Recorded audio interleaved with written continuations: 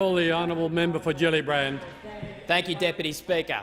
Well, what a pathetic effort from a minister without a shred of credibility left. It's like being flogged with a wet thesis. I'll spare the minister a recounting of the numerous times that he's been rolled by his own cabinet on environmental issues, the Solaroos plan, future, the RET, and I'll go back a bit further in history and look at Australia's history as a middle power, a history where we had a significant record of international leadership and influence, from Billy Hughes at the Paris Conference in World War I, to Doc Evett at the San Francisco Conference establishing the United Nations, to Bob Hawke's leadership in the creation of the Cairns Group and the Uruguay Round and the GATT, to Paul Keating's advocacy of the creation of the APEC Heads of Government meeting. We've long punched above our weight in international debates on the global issues that will shape our domestic security and prosperity. But today, the pugilist-in-chief, Prime Minister Tony Abbott, refuses to even get in the ring on the global fight against climate change, the biggest international fight for our nation's economic security, and the Prime Minister is missing in action. The Prime Minister has refused to attend this week's UN Climate Summit, a summit attended by President Obama of the US and President Cameron of the UK, members of the Prime Minister's beloved Anglosphere, as well as more than 100 world leaders who will outline their nation's commitments to taking climate change seriously. Why? Because the Prime Minister would rather live in a state of denial than confront the real challenges of our nation's future. Our Prime Minister would rather live in a fantasy world constructed by the undergraduate culture warriors opposite than face up to the challenges identified by the careful and diligent work from scientists around the world. As the member for Wentworth so aptly said, and I quote, "The fact is that Tony and the people who put him in his job do not want to do anything about climate change. They do not believe in human-caused global warming. As Tony observed on one occasion, climate change is crap.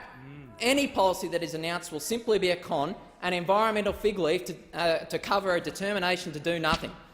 The extent to which this is a crank position that isolates the Prime Minister from the rest of the world is truly extraordinary. While our Prime Minister dissembles about wanting to wait for the international community to move on this issue before Australia acts, our international peers, our major trading partners, are already making major strides. South Korea, whom Australia recently concluded a trade agreement with, and China, with whom negotiations for such an agreement are ongoing, are both moving towards emissions trading schemes. Countries representing half of the world's population now support a carbon pricing mechanism.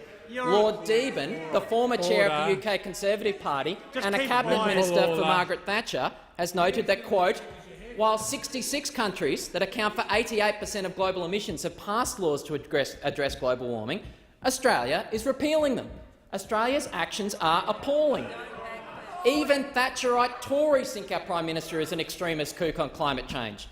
Now, the Iron Lady mightn't have been for turning, but the weather vane sitting in the Prime Minister's office just keeps spinning in whatever the directions of the winds of short-term political advantage are blowing. This is a Prime Minister who has at various times advocated blocking the Rudd government's emissions trading scheme, passing the Rudd government's emissions trading scheme, passing it subject to amendments, and then blocking it again.